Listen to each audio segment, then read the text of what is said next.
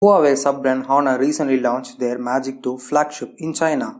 Honor phone looks always stunning in the design and in the performance, and they never fail to surprise us with the innovation. The same thing that happened with Honor Magic 2.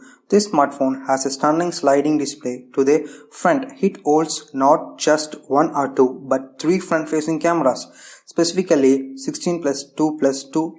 The hood also contains the speaker for the call functions with the 3D face unlock. Yes, you heard that right. The same feature from the Huawei's flagship Mate 20 Pro. These smartphones share almost the same DNA with each other, but with some differences.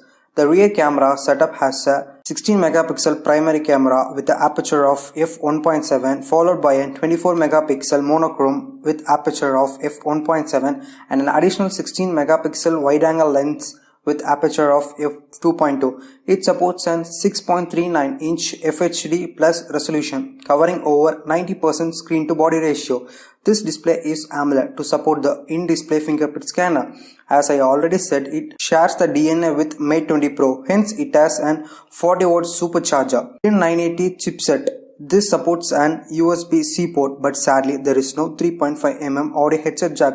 Basically, these are the elements that are rejected by the flagships. The reason is, it has an 3500 mAh battery. It runs on Magic UI 2.0 built on Android Oreo 9.0. It is available in 6 128 and 8 256 variants. In China, the 6128 variant is sold for 3,977 yuan. Calculating this to Indian currency, that approximately costs around 40,000. What do you think about it? Would it be a better competitor to OnePlus 60 and an LG G something Q? Let me know in the comments.